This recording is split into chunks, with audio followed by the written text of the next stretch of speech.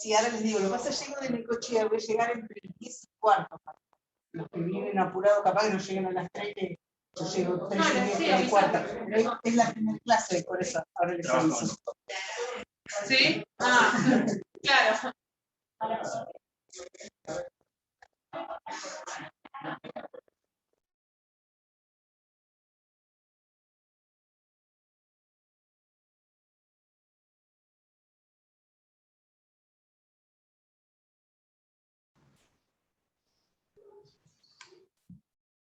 Bueno, aquí estamos otra vez. ¿A ustedes también se les cerró o se me cerró a mí sola? ¿También? A todos. Ah, bueno. Bueno, muy bien. Listo, ahí estamos. Muchas gracias a la unidad académica por reconectarnos otra vez. Bueno, entonces estábamos hablando de cuál iba a ser, digamos, porque el fundamento, el sentido de las clases de repaso, el compromiso de ambos, de ustedes y nuestro, de ambas partes, para realmente que el viernes les sirva como de cierre y de refuerzo de lo que ya han visto, y el compromiso de parte nuestra de que cada viernes vamos a desarrollar algún tema que nos resulta medular, que sí o sí va a estar presente en los parciales y en los recuperatorios. También tenemos la última clase, les contaba, de repaso antes de parcial, donde vamos a ver específicamente cuáles son los artículos de la ley, porque tenemos la suerte que prácticamente es una única ley la que vamos a tener que abordar, a excepción de algunas cuestiones que vamos a traer del Código Civil y Comercial de la Nación, o de algunas otras leyes especiales, pero básicamente nuestra materia es el estudio minucioso de los procedimientos regulados en la 24.522. Entonces, nosotros antes del parcial le vamos a dar cuáles son los artículos, no que tienen que saber de memoria, porque se les va a preguntar de memoria a desarrollar literalmente qué es lo que dice el artículo, sino para que ustedes hagan hincapié en cuál es la temática fundamental y la relevancia que tienen los términos, ¿no es cierto? La importancia de la palabra utilizada por el legislador en cada una de las disposiciones, en cada una de las normas, porque para nuestra materia no da lo mismo un término, un verbo que otro utilizado. Esto lo vamos a empezar a ver ya desde los primeros artículos a analizar, porque de ese sentido, de esa palabra, de ese verbo que utiliza, puede cambiar el sentido de la respuesta, si una respuesta está bien o mal, de acuerdo al término específico que se pone en la consigna. Por lo tanto, no nos cansamos de reiterar que el análisis de la consigna es casi, les diría, el 50% del éxito en el parcial. Leer, aunque a ustedes les parezca raro que hagamos hincapié en esto, la lectura de la consigna, porque cuando uno está nervioso y cuando uno sabe que tiene cierto tiempo y cuando uno bueno, la lectura de la consigna si es que el examen es escrito. O la concentración, el foco que pongamos en cada una de las preguntas, cómo se les pregunta, si el examen es oral, oral presencial, bueno, eso creo que se va a determinar, no sé si está fijado ya, pero en principio el año pasado lo hicimos personalmente, presencialmente y en forma oral.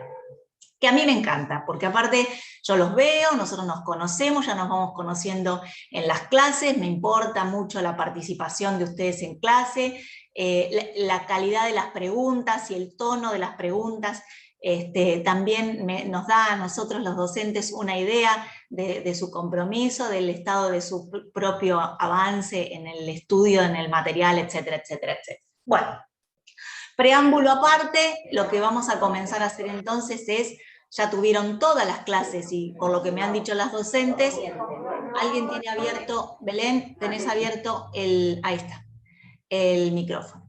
Me gustaría que de a poquito vayan abriendo micrófonos y haciendo las preguntas que ustedes consideren o cuáles son las dudas que tienen, aunque todavía no hayan podido. Esta semana nos la vamos a tomar de licencia, digamos una licencia bondadosa, vamos a poner un manto de piedad. Ya sé que ustedes no han podido, no están habituados tampoco al ritmo de esta materia, entonces vamos a comenzar con las dudas que a ustedes se les puede haber presentado, simplemente con la clase, con las clases que han tenido. Si tienen alguna duda respecto de las, tuvieron bolilla 1, bolilla 2, y tuvieron, a ver, bolilla 1, bolilla 2, y 5.1 y 5.5. Esos son los temas que deberíamos repasar o tratar de sortear en el día de hoy. A ver. Escucho. Sí, Gaby, habías abierto el micrófono. Bueno, con el tema del trabajo práctico que teníamos para hacer en el campus, sí. Lo cierto es que las preguntas a mí, yo no sé si es que no entendí, o sea, no las entendí o por ahí se me confundieron o se me hicieron un poco confusas. Por ejemplo, había una que decía, señale cuáles son fines y cuáles son principios. Sí. Cuando tuvimos la clase, sí. no me acuerdo con quién fue que tuvimos la clase que habló de fines, que yo pregunté... Pandolfo. Sí. ¿Cómo? Pandolfo, con Selva. Bueno. La primer clase, bolilla 1. Para el doctor Garabullo, lo que para la doctora Pandolfo son fines, para él son principios. A ver. Para lo que la doctora son fines, para el doctor Garabullo son principios. Bien, no sé, o sea, no estuve presente en la Por clase ejemplo, no sé, hablo del principio de conservación de la empresa, del principio de la integración del patrimonio, de que los trabajadores deben tratar de realizar una cooperativa, de que hay igualdad entre los acreedores. Entonces, alguno de esos, por ahí la doctora hubiera dicho que es un principio, pero casi todos dijo que eran fines. Son fines. Esos que acabas de nombrar son fines. Son fines pero del derecho a concursar. Está bien, pero en otra pregunta dice, y al principio de conservación de la empresa, lo dice el mismo trabajo. Sí. Entonces es un principio. Los principios sobre los cuales se basa el derecho concursal son 3. Estamos frente a la mirada, ¿es una materia, es una rama del derecho o una parte de una rama del derecho, según como se considere el estudio del derecho concursal, que se focaliza sobre el patrimonio? ¿No es cierto? En eso estamos todos de acuerdo. En una situación objetiva del patrimonio que se encuentra insuficiente, escaso. Entonces, si nosotros no tenemos insuficiencia o escasez, no podemos avanzar sobre el derecho concursal porque este tiene otro objeto y otros fines distintos a lo que es la suficiencia del patrimonio. El derecho concursal se dedica a solucionar un conflicto, ¿no es cierto? El objeto, entonces, es tutelar el crédito, la creencia de que todas las obligaciones son asumidas para ser cumplidas, objeto del derecho concursal, tutela del crédito. No tutela del crédito deudor-acreedor. No quiero tutelar a los acreedores y tampoco quiero tutelar al deudor. La tutela del crédito como objeto del derecho concursal es hacer creer a todo un grupo de la sociedad que las obligaciones son asumidas para ser cumplidas. Es el famoso credere. Si nosotros traducimos del latín crédito, credere, fe, crédito, le doy crédito, le pongo el foco en esa confianza de que las obligaciones son asumidas para ser cumplidas. Objeto del derecho concursal. Ahora, una vez que yo tengo eso, ¿qué es lo que voy a tutelar con el derecho concursal? Necesito saber sobre qué principios está asentado, y el primero de ellos es la escasez. Tengo un patrimonio que, a la luz de las obligaciones asumidas por un sujeto luce escaso o insuficiente. Por lo cual yo no puedo solucionar ese conflicto, esa litis concursal, que es el estado de cesación de pagos, sin acudir a una solución preventiva, a una de las alguna de las herramientas que la ley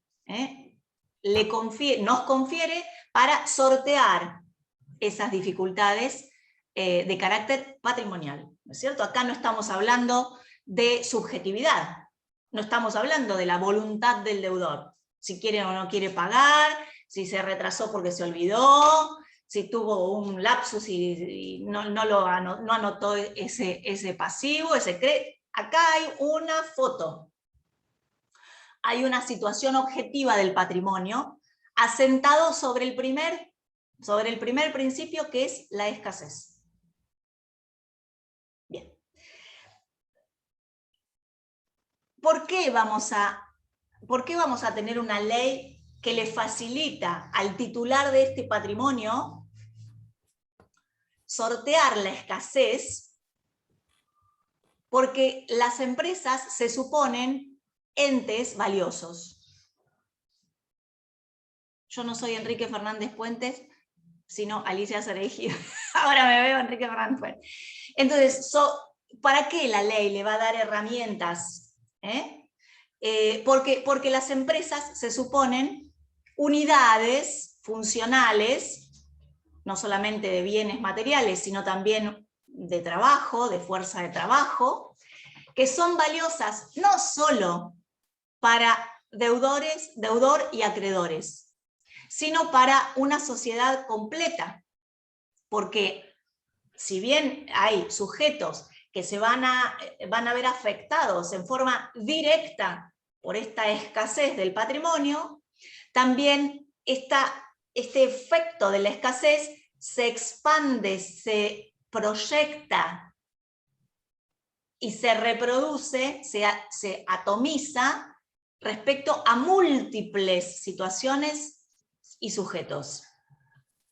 Esto ya lo han visto. Le hace primero el Estado, porque deja de recaudar, el fisco, los trabajadores, quienes pueden perder su fuente de trabajo, posiblemente y con mucha seguridad lo van a perder, si no puedo rescatar una empresa o una unidad empresaria o una unidad de explotación cuyo sujeto, cuyo titular no puede sortear a través de estas medidas el estado de insuficiencia de su patrimonio.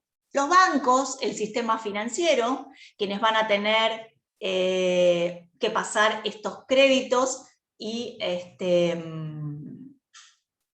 previsionar por ellos en el Banco Central, los van a tener que dar por incobrables. Se afectan también los proveedores, quienes tienen una cadena de comercialización posiblemente con este sujeto, con esta empresa, con esta unidad de empresaria.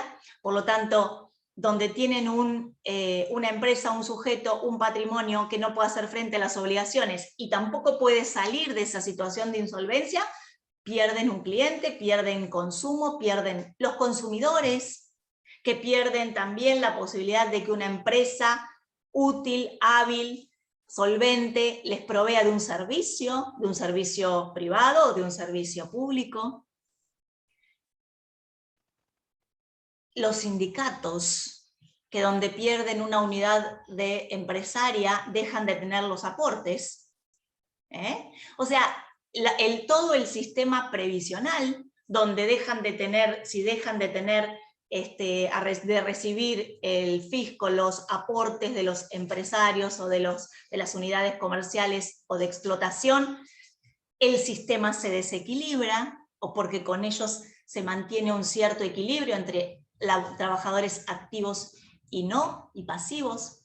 Es decir, esta expansión de esta situación de escasez se produce con motivo de que la empresa se presume que es una unidad valiosa, económicamente valiosa, socialmente valiosa. como el segundo de los principios. Y el tercero de los principios es que en el derecho concursal siempre, desde el Código de Comercio hasta la última de las modificaciones de la Ley de Concursos y Quiebras, se ha visto sometida a la realidad económica. La legislación va detrás de la crisis general, macro y microeconómica.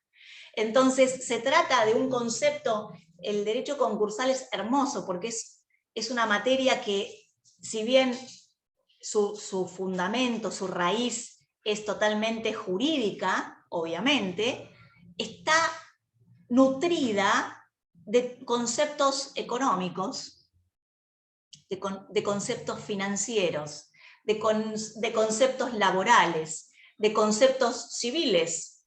Vamos a ver que todo el sistema obligacional sobre el que se asienta nuestro sistema jurídico lo traspolamos al derecho concursal y vemos cuáles son los efectos de los procesos concursales frente al sistema de las obligaciones, al sistema de los contratos, al derecho procesal.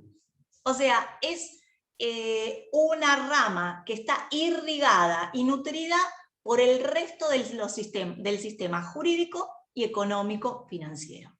Por lo tanto, el sometimiento de los concursos o del derecho concursal a la realidad económica hace que toda crisis genere o haya generado, y esto está comprobado, toda crisis, ya sea de nuestro país por causas internas, o de nuestro país por agentes externos que siempre se proyectan en las dificultades macroeconómicas de nuestro Estado, siempre se generaron a partir de estas crisis modificaciones a la norma, a la ley de concursos y quiebras. Desde la década de 1890 se generó la modificación en 1902, la creación de la primera ley de concursos, que fue la 4156, la crisis del 30, de 1930, que generó también la 11719,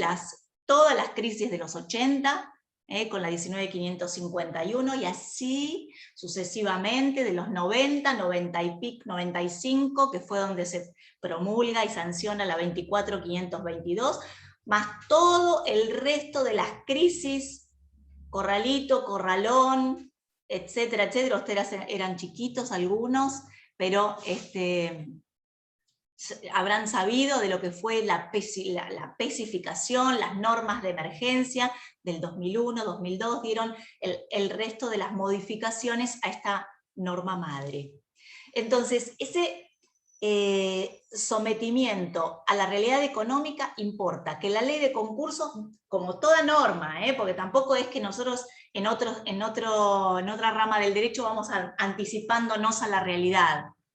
En general siempre nosotros vamos detrás regulando, los legisladores van detrás de las situaciones, regulando los conflictos, los quiebres, los desequilibrios, los cambios de sistema, los cambios de mentalidad, van detrás regulando las soluciones posibles. Bueno, la ley de concursos no es una excepción, y por lo tanto ese sometimiento del derecho concursal a la realidad económica es la tercera pata, este trípode de principios: escasez, la idea de que la empresa es una entidad con importancia social, y la tercera es este sometimiento a la realidad económica. ¿Hasta acá vamos? Esos son los principios sobre los que se asienta el derecho concursal. El objeto del derecho concursal, ya lo dije hace un ratito, lo reitero, el objeto del derecho concursal es la tutela del crédito, viendo al crédito como la confianza general de una sociedad, de que naturalmente, salvo raras excepciones, yo asumo una obligación para cumplirla. Entonces, este sistema sustancial y procesal que surge a partir de la regulación del derecho concursal, le da una tranquilidad a la sociedad en general, por la cual hay herramientas que pueden solucionar el estado de insolvencia.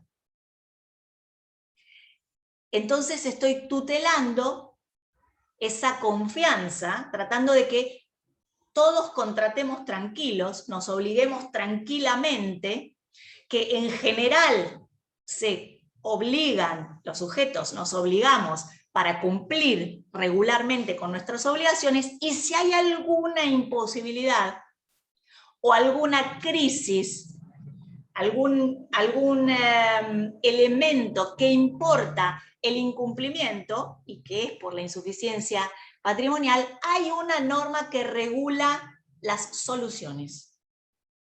¿Ah? Objeto. ¿Y cómo regula las soluciones? A través o nutriéndose de sus fines.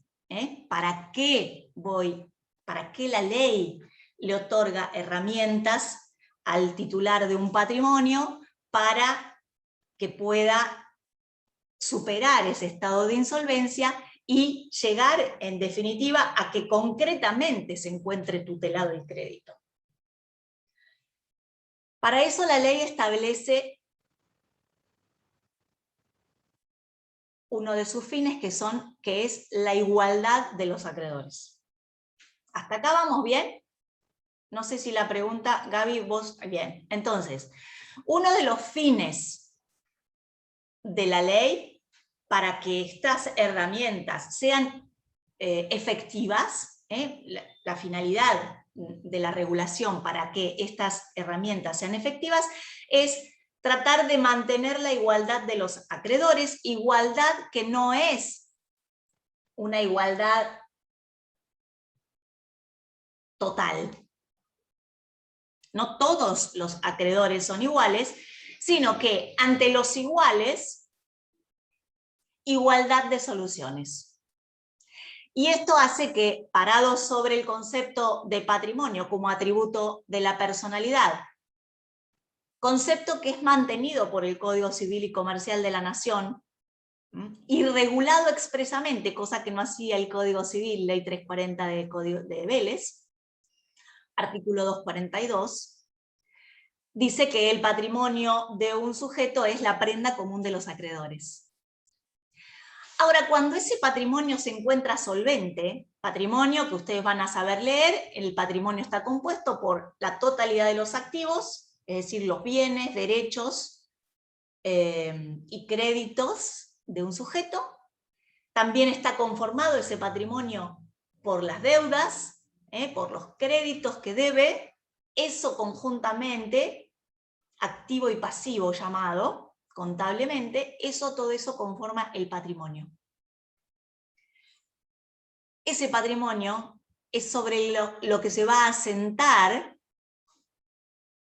la posibilidad de cumplimiento de las obligaciones asumidas por ese sujeto. Entonces el 242 rescata ese concepto, lo regula expresamente a partir del año 2015 y ratifica sobre lo que está parada la ley de concursos, el derecho concursal, y es que la totalidad del patrimonio va a verse sometido a los términos de esta ley, artículo 1. Que eso después lo vamos a ver como algunos de los caracteres del derecho y de los procesos concursales: universalidad, concursalidad, concurrencia, unidad, publicidad. Pero esa igualdad, que es uno de los fines, de las herramientas que da la ley, es tratar de mantener el equilibrio entre los acreedores que tienen una misma, vamos a llamarle categoría, porque se quiebra ese principio de priori in tempore. El que llega primero ataca el patrimonio, esto surge del derecho común, ¿se acuerdan? Lo podrán rescatar de su memoria. La base es que hay un patrimonio, yo tengo me obligo con un sujeto, ante el incumplimiento de esa obligación yo puedo acudir a distintas herramientas singulares, individuales, para tratar de compeler, tratar de exigir el cumplimiento de esa obligación. Perfecto, no hay ningún problema. Entonces, el que llega primero cobra mejor, está en una mejor posición. Embargo primero, el derecho del primer embargante, el derecho de quien primero inicia un pleito y le ejecuta el bien y lo saca a remate, ¿verdad? Punto, cobra y listo. Ante la insolvencia, ante la escasez primero de los principios, lo que trata de hacer la ley es que ese principio que con un patrimonio solvente era irrefutable, con un patrimonio insolvente paremos un poco la marcha, para que si cada uno va a atacar en forma individual ese patrimonio insolvente, no va a cobrar nadie, todos van a cobrar mal, ese sujeto va a quedar, ese patrimonio va a quedar vacío de activo, y no voy a poder garantizar los otros dos principios, o por lo menos el segundo, que es que una empresa es un bien valioso. Entonces, si a mí, yo soy un señor que tiene una señora que tiene un campo, me obligo, compro un tractor y después hago siembro, y se me inunda el campo, el tractor se me funde y me había olvidado de pagar el seguro, viene el vendedor del tractor y me ejecuta la prenda del tractor, y viene el señor que me había vendido las semillas y me embarga el campo, y vienen mis obreros y mis peones y me traban embargo sobre mis cuentas, mi establecimiento queda vacío. No puedo hacer más nada, y tampoco puedo cumplir con el resto de los acreedores que se habían obligado conmigo. Por lo tanto, ¿qué hace la ley de concursos? Trata de igualar la posibilidad de los acreedores para que cobren, o digamos, para que perdamos todos en equilibrio, en una misma medida. Obviamente existe un régimen de privilegios y está muy discutido. Rivera dice que están en crisis todos los principios, los fines, el objeto y los caracteres del derecho concursal. Y es verdad.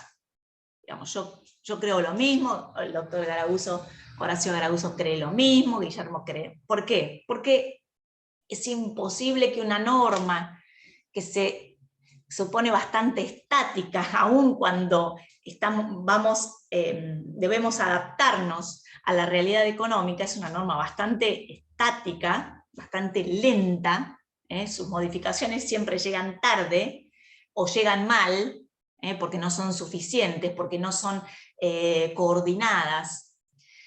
Entonces siempre las herramientas legales se quedan cortas. Esto no quiere decir que no haya un sistema de privilegios, retomo, aunque el principio de igualdad de los acreedores está en crisis. Digamos, el fin de igualdad de los acreedores está en crisis. ¿Por qué? Porque tengo un régimen de privilegios sumamente expandido y expansivo. A partir del artículo 239 ustedes van a tener regulados distintos tipos de privilegios reconocidos en la ley de concursos, privilegios generales y privilegios especiales.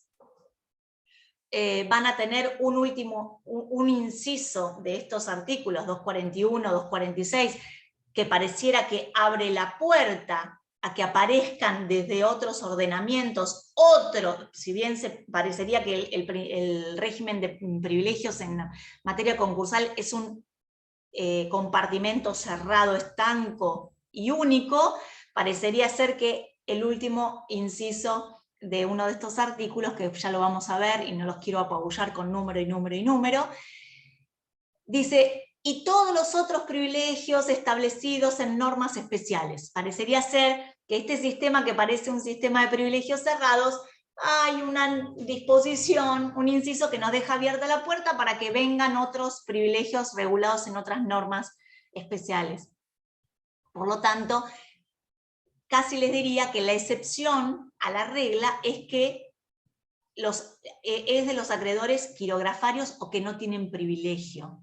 Quirografario, hablamos de acreedores quirografarios cuando son acreedores comunes o cuyo crédito no goza de ningún privilegio o preferencia. Entonces, parecería ser, si uno empieza a leer la materia, diría, parece que la regla cuando mira el primer fin, que es la igualdad de los acreedores, es que, bueno, todos los acreedores son iguales. Pero, y uno piensa, y todos los acreedores son iguales y casi todos son quirografarios. Y no.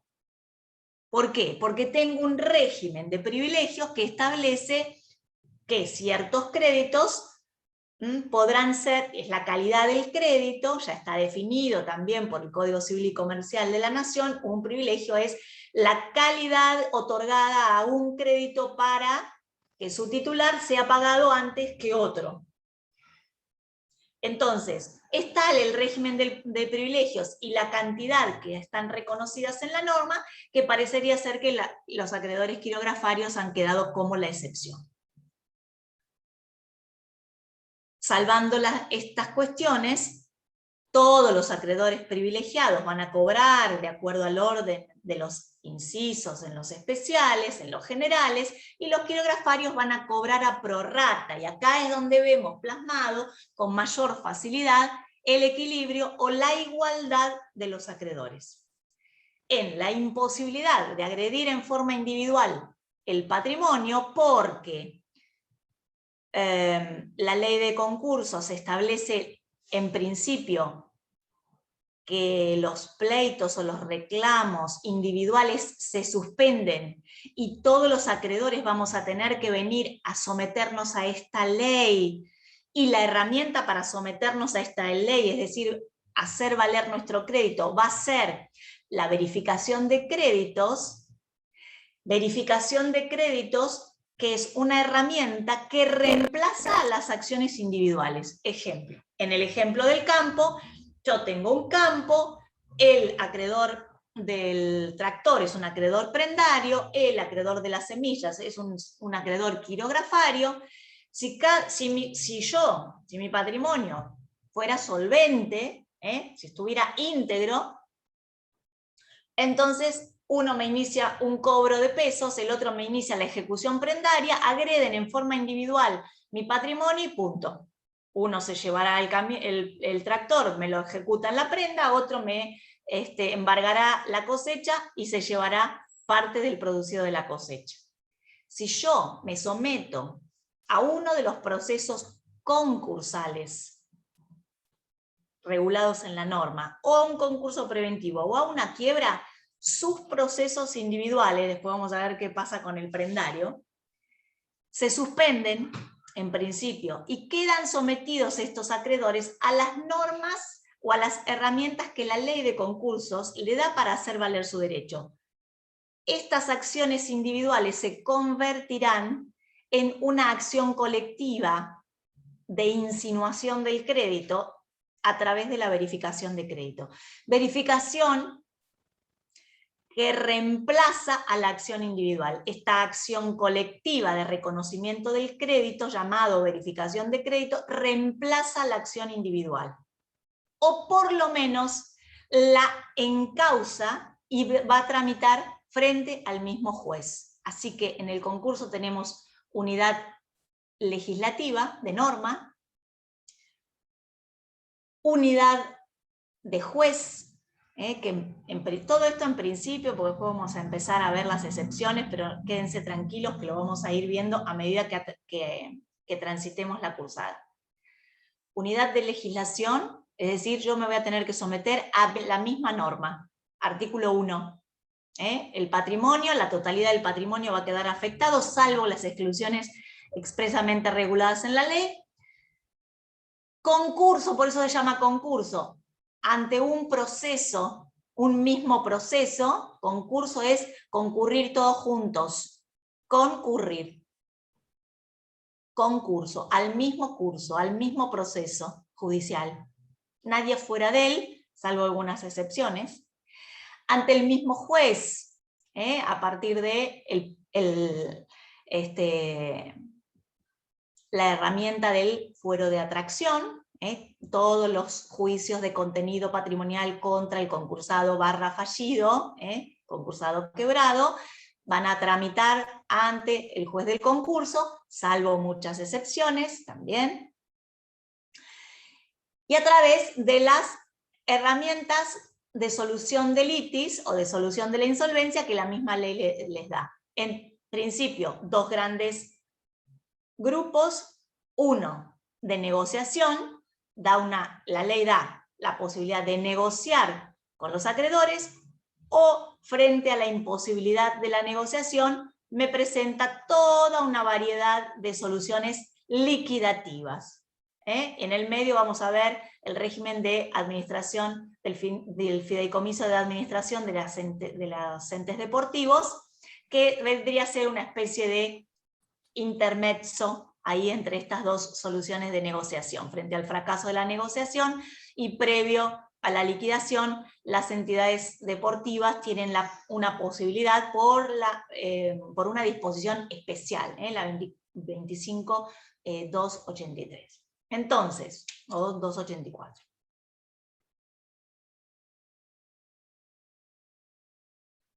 Iba a que las herramientas que tienen los acreedores para agredir el patrimonio, cuando tenemos insolvencia, escasez, estamos frente a la posibilidad de que las empresas sean bienes, entidades valiosas, frente a que la ley va siguiendo como principio a la realidad económica, nos da este principio de la igualdad, destinado a que sea fructífero y se haga efectiva esta tutela del crédito genérica que busca la ley de concursos.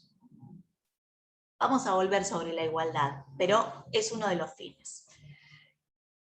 El otro de los fines es la integridad del patrimonio, porque desde un lado tengo la igualdad de los acreedores, y desde el otro, quienes vienen a concurrir al proceso, y ahí se ven afectados por la concursalidad, que es uno de los caracteres del derecho concursal, del proceso concursal, y sobre la otra mano tienen la integridad del patrimonio. ¿Qué me permite aplicar la ley de concursos frente a un patrimonio insolvente? Me permite impedir la atomización del activo. Ya sea voluntariamente por parte del deudor, o ya sea por el ataque individual de cada uno de los acreedores a uno o más bienes que componen este activo. Yo lo que necesito es mantener íntegro, dentro de lo que es la universalidad, mantener íntegro y valioso el activo de este deudor para tratar de, o bien con una negociación, o bien con la venta o liquidación de ese activo, que los acreedores cobren la mayor parte posible de su crédito.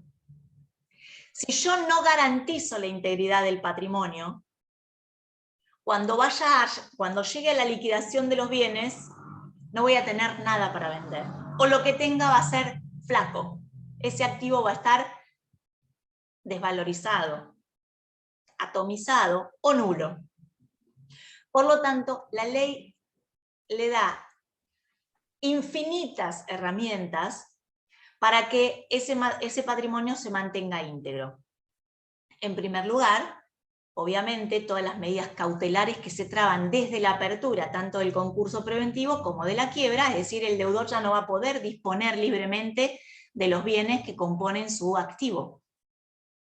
Se va a notar la inhibición general de bienes, se va a notar en los distintos registros la apertura del proceso concursal, se va a notar en el registro de juicios universales la apertura del proceso, para poder disponer, hay todo un sistema, de que después lo vamos a ver, que se llama desapoderamiento, que le quita poder al deudor para disponer libremente de los bienes que componen su activo, y para poder hacerlo van a requerir en algún supuesto autorización previa del juez, y en algunos otros supuestos no lo van a poder disponer, no van a poder vender o disponer o gravar sus bienes,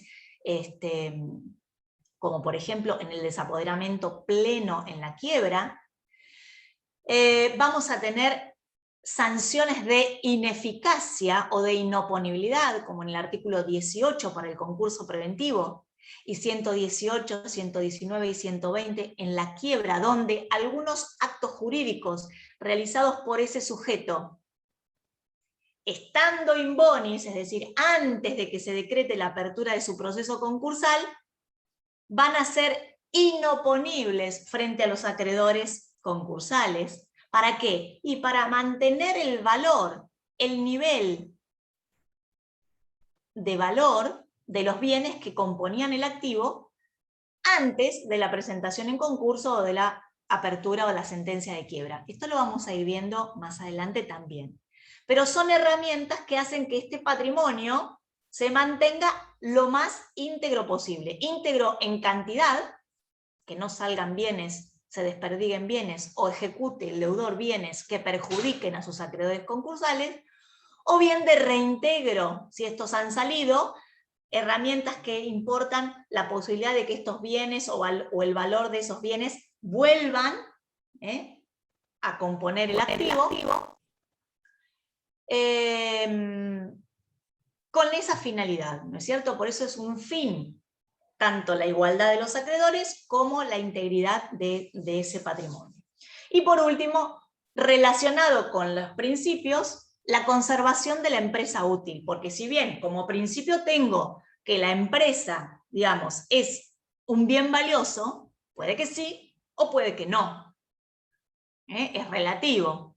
Entonces, voy a tener como finalidad el rescate de las empresas que verdaderamente son unidades de producción útiles. ¿Cómo?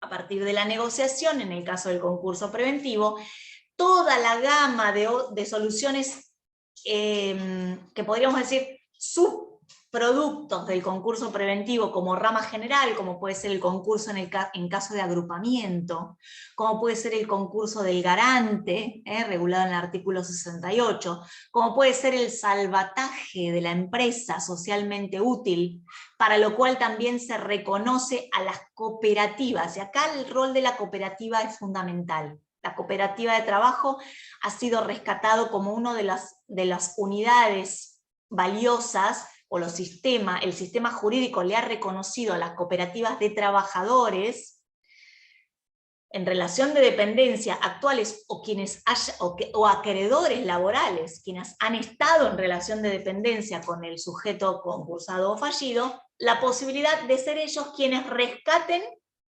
a esta empresa como unidad útil. Por ejemplo, en el 48 bis, salvatajes el 48, se le reconoce a las cooperativas la posibilidad de competir en el salvataje.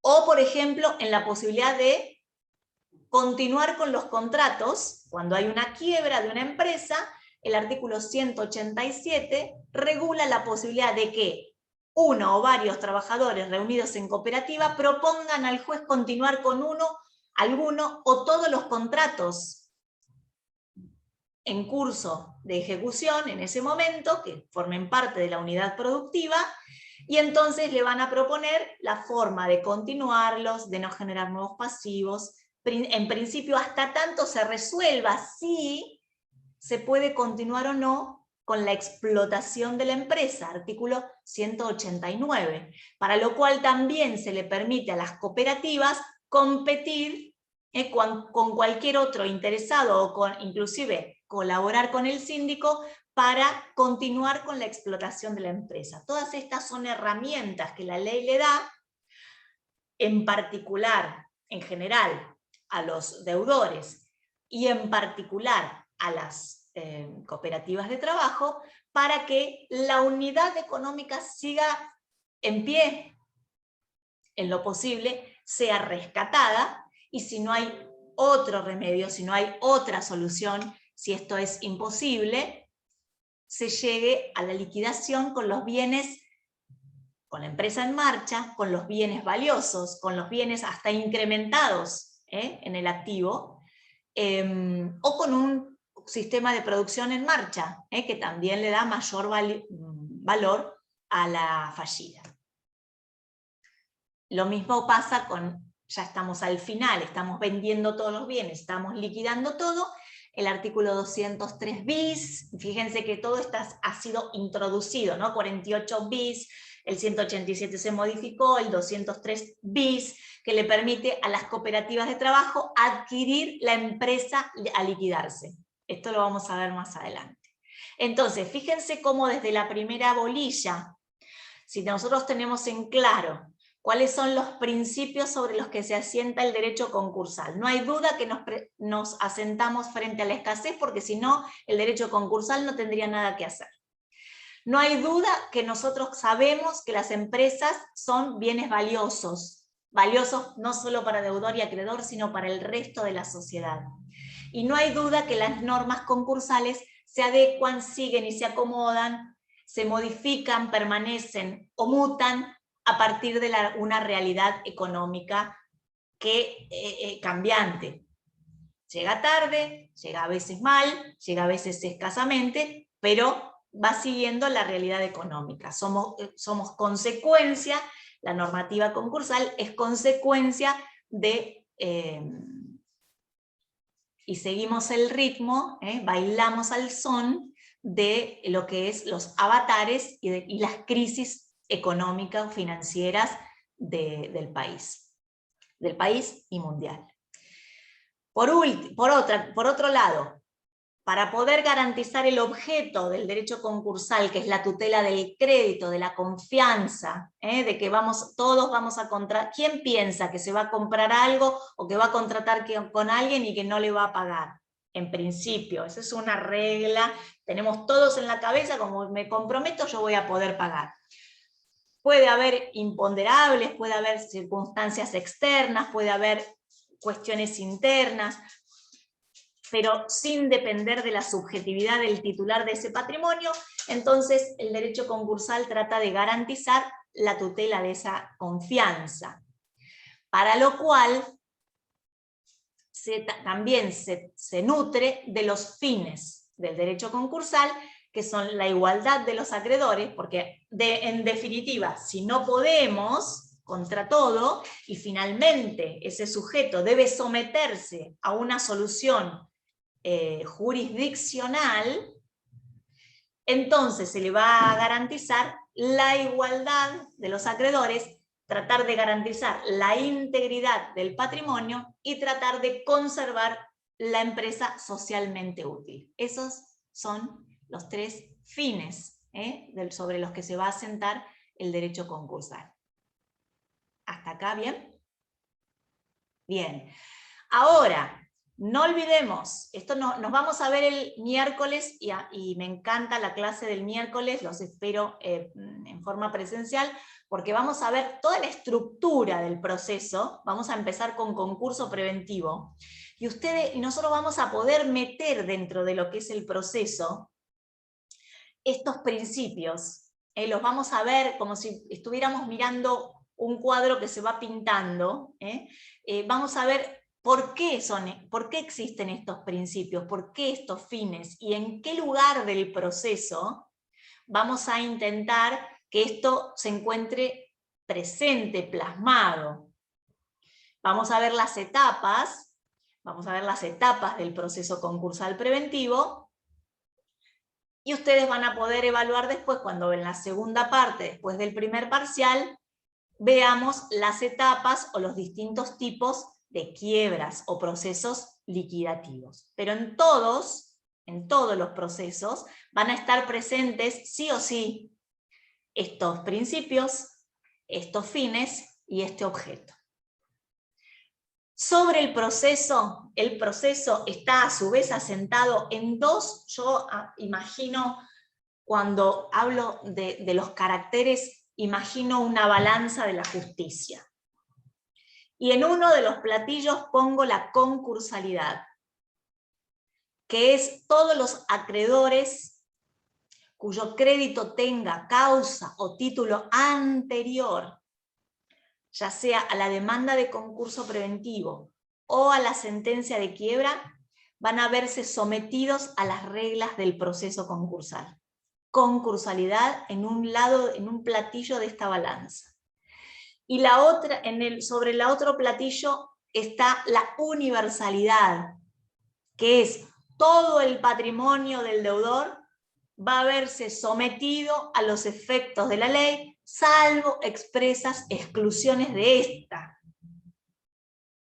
Entonces, yo tengo sobre un lado asentados los pasivos, los acreedores, y sobre el otro lado asentados los activos, el patrimonio pasivo y activo, sometidos a un mismo proceso, a una unidad de proceso, tramitando ante un mismo juez. Y hasta acá lo dejamos. ¿Alguna duda más?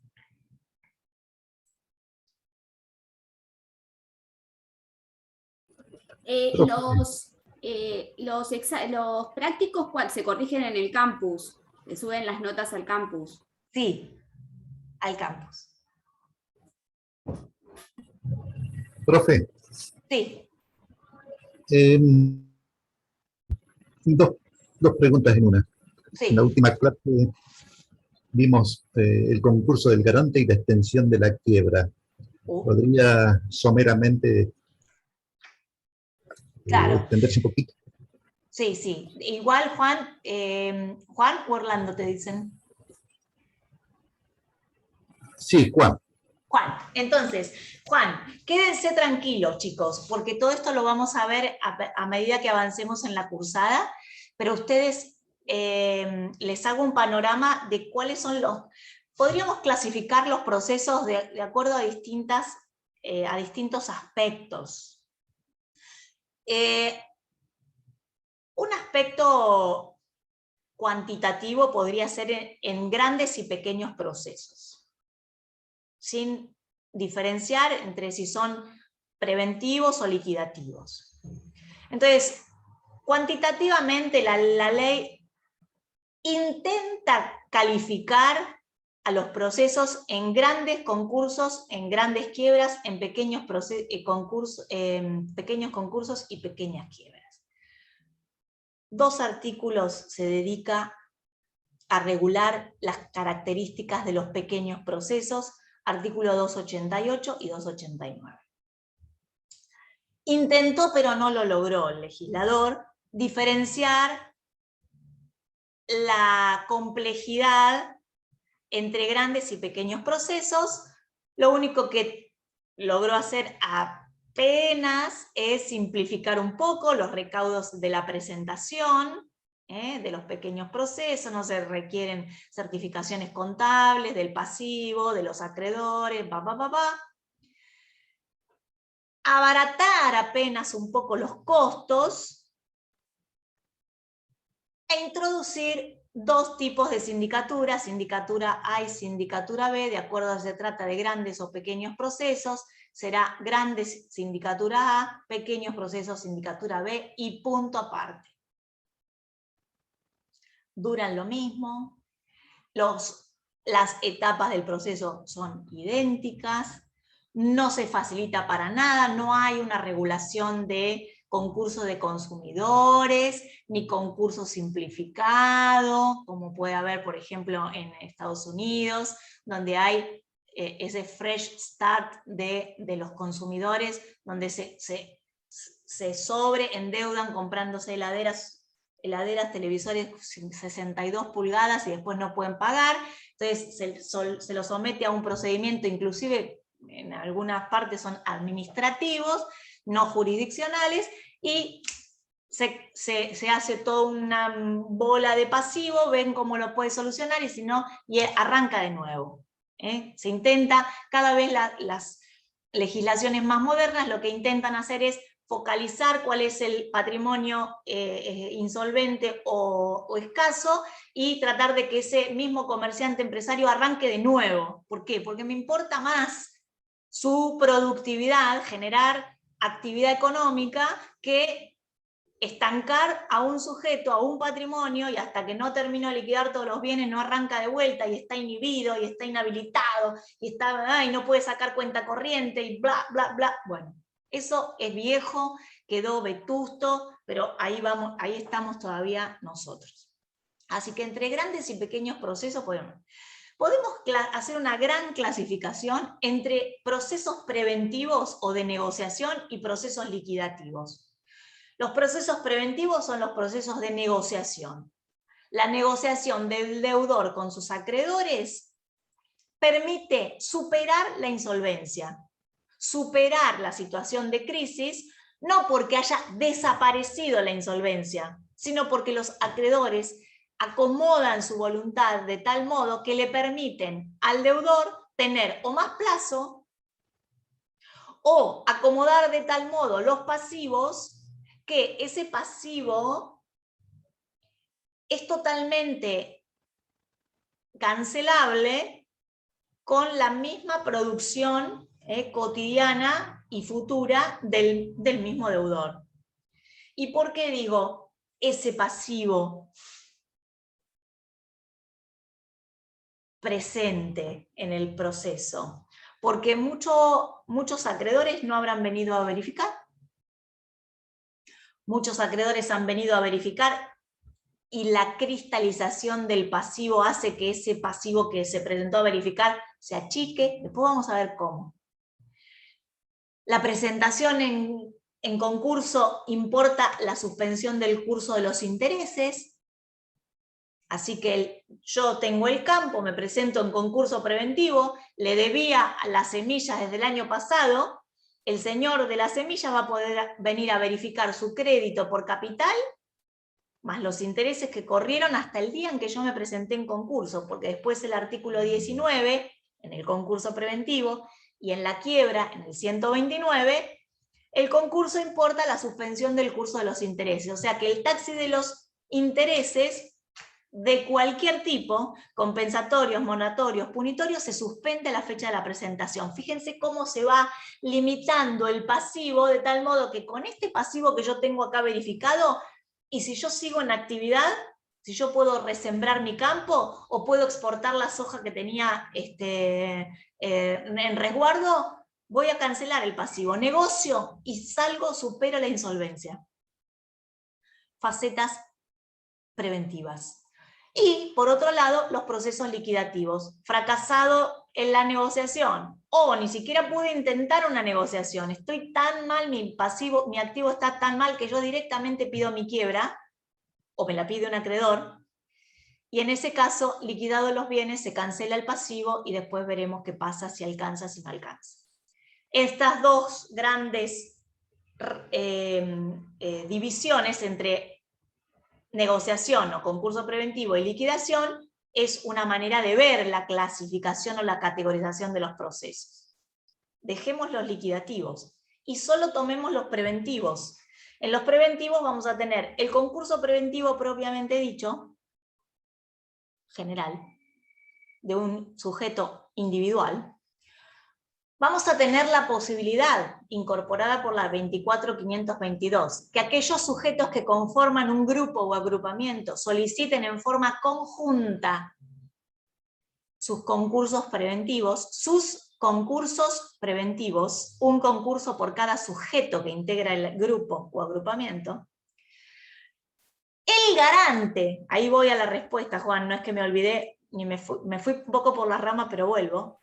El concurso del garante, regulado en el artículo 68, cualquier sujeto que por cualquier contrato o por cualquier situación haya afianzado, garantizado una o varias deudas del deudor concursado, puede solicitar también su concurso preventivo para que tramite en forma conjunta con el de su garantizado. Después vamos a ver bien cómo es.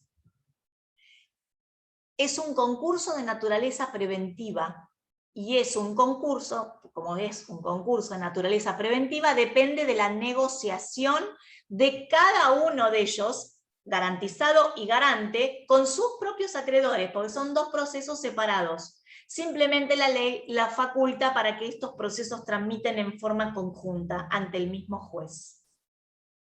Entonces, el garantizado va a negociar con sus acreedores y el garante va a negociar con los suyos. Punto. Entonces, concurso común propiamente dicho de un sujeto, concurso del agrupamiento, artículos 65 a 67, artículo 68, concurso del garante.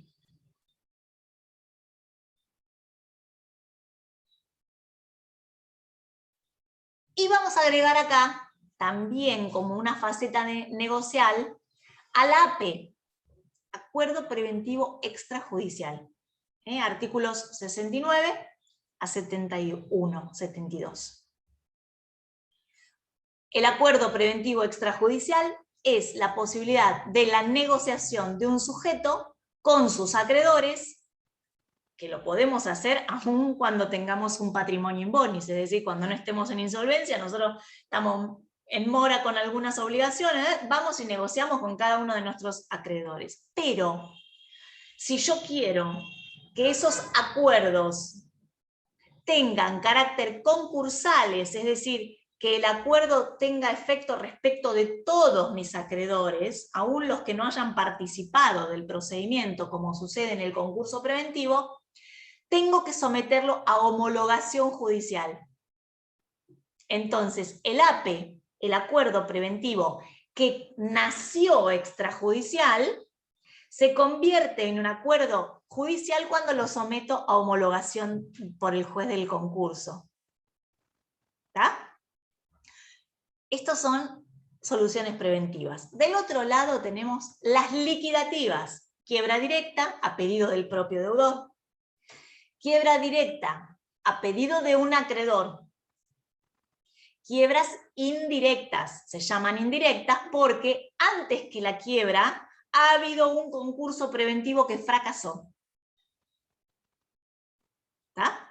Entonces se llama quiebra indirecta en contraposición con la quiebra directa, porque fracasó una solución preventiva y el juez, salvo que lo pueda someter o a salvataje por el artículo 48 bis, o al fideicomiso de administración de entidades deportivas, que fracasado el concurso preventivo deben someterse a este intermedio, que si fracasa luego se convertirá en quiebra o faceta liquidativa.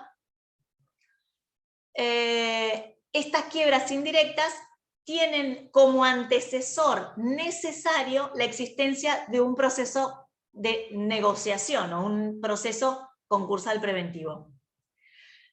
Yendo a la pregunta de Juan, también existen las quiebras reflejas, la quiebra refleja o por extensión. Artículo 160 y artículo 161, que son dos supuestos absolutamente diferentes. La quiebra refleja por extensión del artículo 160 es aquella que, con motivo de que un sujeto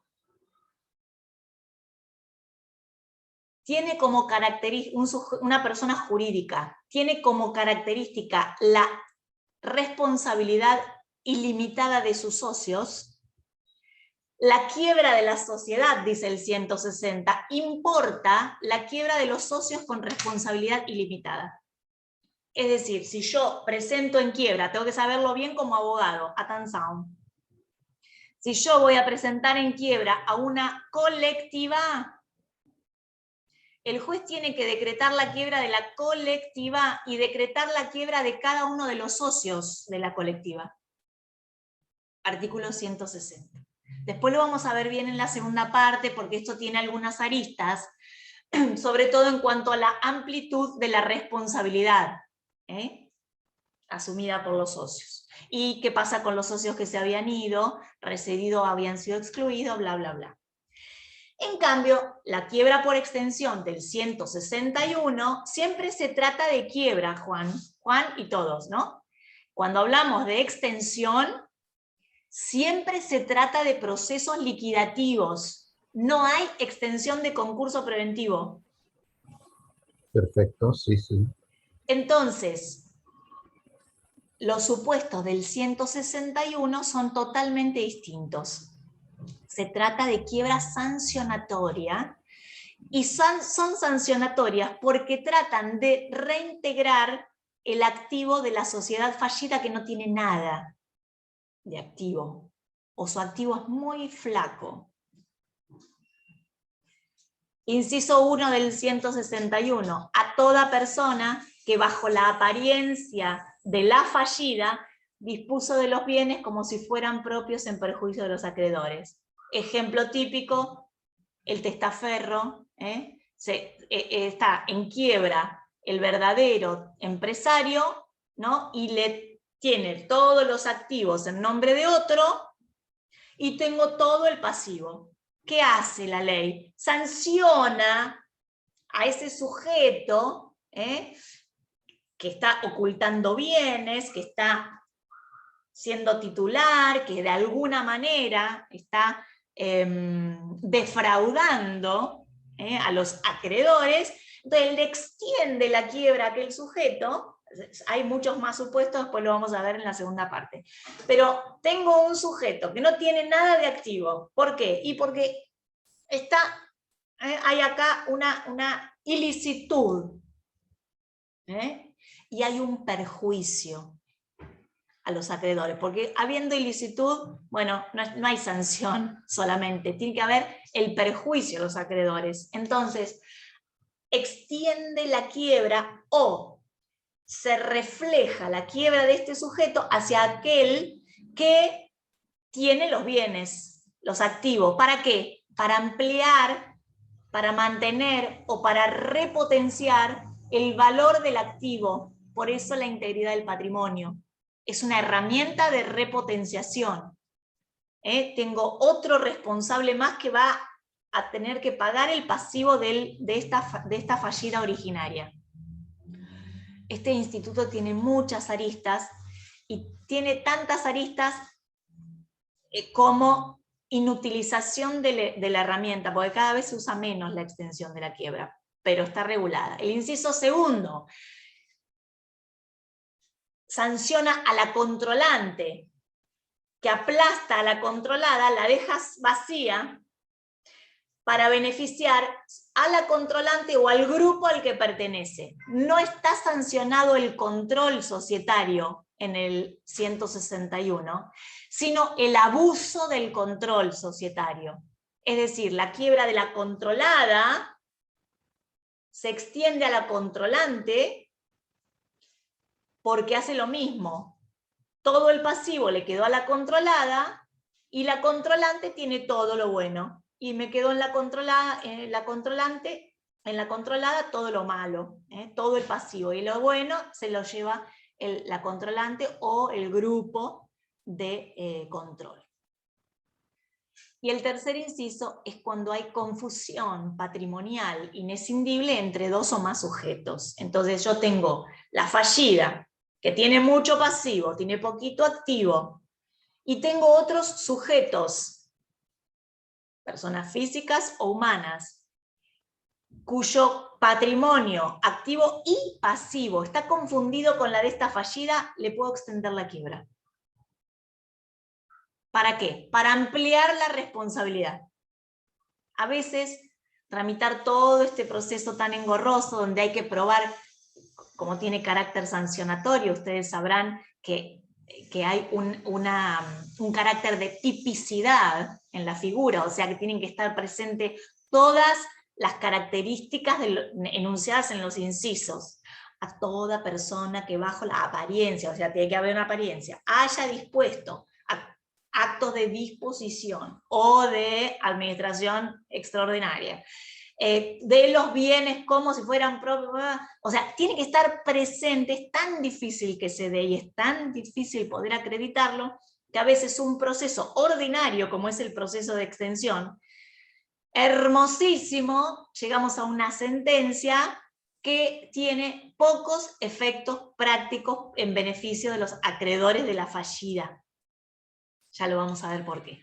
Pero básicamente, en la pregunta de Juan, está claro que se trata de dos institutos totalmente distintos. Primero, porque el concurso del garante se trata de un concurso de carácter preventivo, negocial, y la extensión de la quiebra se trata de procesos liquidativos, siempre quiebra, de carácter o legal del 160 o de carácter sancionatorio legal, objetivo legal del 160 o sancionatorio legal del 161. Pero siempre extensión de la quiebra, liquidativo. Concurso del garante, concursal preventivo. Clarísimo, profe. Le agradezco mucho. No, por favor. ¿Alguna otra duda, chicos? Yo le digo chicos con total cariño, no crean, y con total respeto, ya no hace falta que lo aclare, pero por las dudas que alguien se sienta. Doctora, publicidad solamente es por edictos. Sí, bueno, no. Solo por edictos. Bueno, lo que pasa que el publicismo que caracteriza el derecho concursal es porque la orden de publicar edictos, tanto en el concurso como en la quiebra, hace que si efectivamente se publican los edictos, nadie puede decir que no se ha enterado. Tiene carácter publicístico por eso, porque donde se publiquen los edictos se presume, y esto ya sabemos que es relativo y ficticio, ¿no es cierto? Porque yo no leo los edictos, la verdad. No estoy leyendo los edictos para saber si, no sé, alguien con quien yo me obligué o que se obligó conmigo se ha concursado o no. Pero la ley presume que si los edictos han sido publicados, todo el mundo sabe o debió saber que ese proceso está abierto. A eso se refiere la publicidad. Sin embargo, hoy tenemos, digamos, el deudor, desde la demanda de concurso, se anoticia de todo lo que acontece en el expediente, no solo por su domicilio virtual, digamos, procesal virtual, que tiene que, ¿cómo se llama? Que tiene que constituir su abogado, sino también porque, según el 26, esto lo vamos a ver en la clase que viene, tiene que concurrir, eso era antes, porque la ley, imagínense, quedó así, era ya así la 19.551 del año 72, lo reitera la 24.522 del año 95 y así quedó, pero la notificación personal es el modo típico en que el deudor se notifica o se presume que está notificado de todo lo que va aconteciendo en el expediente. La notificación personal, es decir, yo tengo que ir y ver lo que se resolvió en mi concurso preventivo, yo como deudor. Eso no quiere decir que haya algunas resoluciones, citaciones, esto lo van a ver cuando vean normas procesales generales, modo de notificación de las resoluciones. Hay algunas citaciones que se van a hacer por cédula, pero el principio es que es por nota. Sí, ahora te escucho. No, eso, que había leído. Bueno, entonces, van notificación personal, notificación por cédula, pero esta publicidad, este carácter publicístico de los procesos concursales es la presunción de que si se han efectivizado en forma adecuada los edictos, la publicación de los edictos, todos, es una presunción erga omnes, todos conocemos o debimos conocer que ese sujeto está concursado. Otros modos de publicidad son la inscripción de del concurso de la quiebra en el registro de juicios universales. Que hoy Perdón, doctora, perdón. La la pregunta del trabajo práctico decía, entonces si había más de 2 opciones, habría que ver cuál era, porque una decía solo edictos, la otra decía edictos, cartas a los acreedores y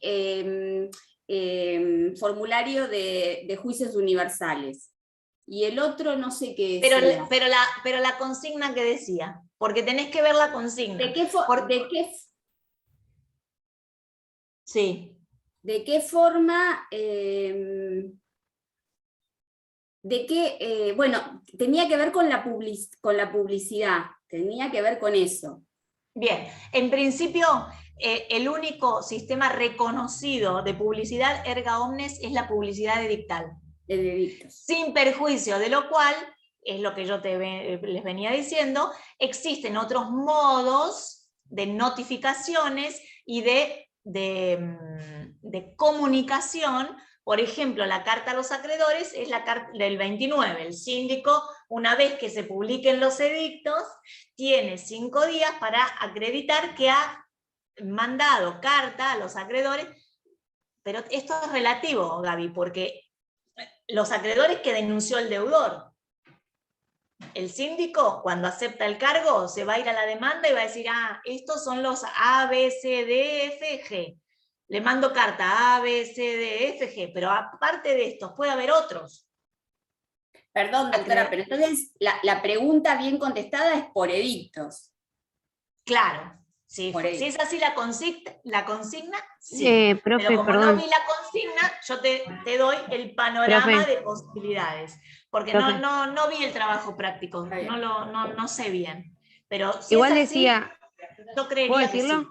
Sí, claro, Belén. Porque dice, la publicidad concursal se ve reflejada en los siguientes actos procesales. Y ahí decía tipo un montón, decía carta de los acreedores, edictos, y la respuesta correcta era edictos, cartas de los acreedores y registro universal, o sea, de juicios universales. Bien, yo creo que sería edictos. Yo puse edictos nada más. Sí. No, pero está la revisión ya. Ya está la revisión. Sí, ya está la revisión. Qué mal, entonces. Yo no aprobé. Bueno, yo tampoco, entonces. Yo tampoco probé igual. Pero porque no se preocupen igual. Yo les aclaro una cosa. Los trabajos prácticos, aprobados o desaprobados, digamos, si están todos desaprobados, pónganse las pilas porque no van a aprobar el parcial. Pero esto no quiere decir que se les vaya a promediar los trabajos prácticos, y si ustedes aprobaron el parcial van a desaprobar porque tienen mal los trabajos prácticos. Lo que sí les recomiendo, y esto ya fuera de todo interés para mí, es que traten de presentar los trabajos en tiempo.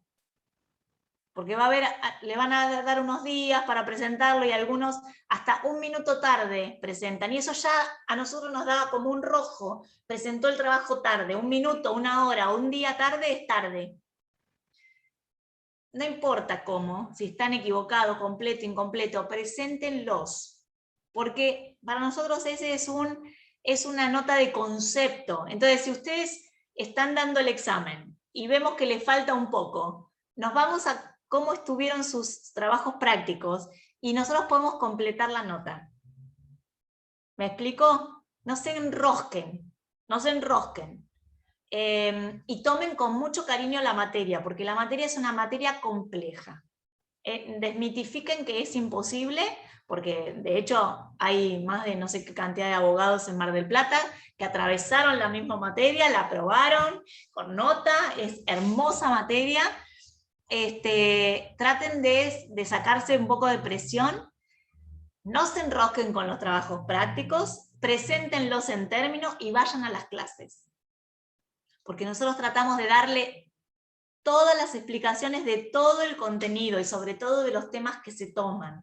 Entonces, mi recomendación es esa, que nos veamos ahora que podemos, nos veamos en la facultad, nos veamos en las clases de repaso. Tanto las chicas como yo estamos a entera disposición para las consultas que quieran hacer por el campus, y les voy a poner acá mi mail y mi teléfono celular. Yo trabajo en la Cámara Civil, Así que Corrientes y Falucho, no vayan todos a verme, porque por ahí no los puedo atender, pero yo estoy ahí, tengo material a patadas, tengo el Tratado de Rivera, de Jungen Bass, bueno, yo relato sentencias de concursos, así que tengo todo el material disponible, Graciabile, el manual, todo lo que necesiten, lo que salga publicado en la ley, lo tengo en la página de la Corte, o sea, todo lo que ustedes quieran como material adicional, yo lo tengo. Así que si lo necesitan, me lo piden y después se lo replican entre ustedes o lo que fuera. 5020553. Y mi mail es, porque por ahí yo no leo los campus. ¿Y saben cuándo se van a querer acordar de esto? El fin de semana anterior al parcial. Porque si tienen alguna duda, si no, no les voy a dar una clase completa por WhatsApp, pero alguna duda puntual, alguna duda de algún artículo, alguna cosita que haya quedado, me mandan o un mensajito de WhatsApp o un mail. Lo mismo cualquier inquietud sobre los trabajos prácticos. Sigue sin ser Enrique Fernández Puente, doctora, usted, ¿verdad? Sí, ¿sabes qué me pasó? Que estoy acá con mi computadora, él ha dado una clase, él lo han tenido en Comercial 1, es mi marido. Bueno, genio. Qué bueno, qué bueno. Él ha dado alguna clase con mi computadora y yo ahora abro la computadora en casa y se me presenta esto, hay que cambiarlo, pero no tenía tiempo, así que sepan que soy... Profe, ¿le puedo hacer una Alicia consulta? Sí se escribe mi apellido, espera. Sí, claro. Yo soy del plan 2018, estoy acá porque en unas clases porque se incorpora con público. Infiltrado. Sí. Lo de los trabajos prácticos a nosotros todavía nos dijeron, pero no nos dieron fechas. ¿Es lo mismo para los dos planes? Sí, es lo mismo para los dos planes y te lo van a habilitar a medida que vayan dando los temas. Yo Bien. tengo con ustedes el día 25 de marzo, no, tengo con ustedes el 4 y el 6 de abril. Y vamos a dar lo mismo, te digo por si estás viniendo a las dos clases. Yo estoy yendo los días viernes, tengo las plenarias de público, por eso me meto en las clases acá. Pero ya miré los dos programas, ya me fijé las clases. Sí, lunes y miércoles, el 4 y el 6 de abril, yo voy a dar 6.1, 6.2, 6.3 y 6.4. Así que vamos bastante parejos. Bien. Bueno, chicos, ¿terminamos? ¿Qué les parece? Traten de ir a la par con la lectura. Si no han podido asistir a alguna de las clases, hay clases grabadas. La semana que viene tengo, a ver si tengo clase de repaso con ustedes. No, tengo el 30. ¿Qué es 30? Bolillas 6.1 y 6.2. Y el 1 de abril repaso por Zoom. En el repaso 30 por miércoles. Zoom, 30 es miércoles. Bueno, el viernes 1 vamos a dar una clase de repaso de los temas que vimos en la semana, pero además voy a intentar darles, que siempre me toca a mí, quienes hayan cursado ya lo sabrán, Derecho Internacional Privado y los concursos, que en general no lo da nadie. Así que vayan leyendo el artículo 4 y si tienen alguna duda, creo que es en la bolilla 4. Bolilla 4. Así que vayan leyéndolo, artículo 4. Hay una clase grabada y si tienen alguna duda, lo vemos el viernes de la clase de repaso.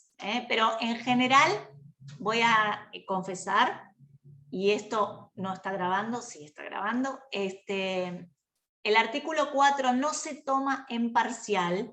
Esto no quiere decir que no se vaya a tomar y que no lo tienen que estudiar.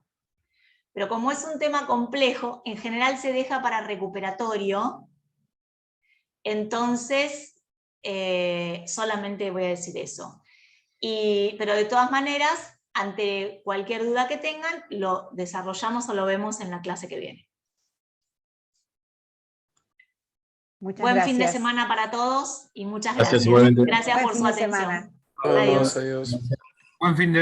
Gracias.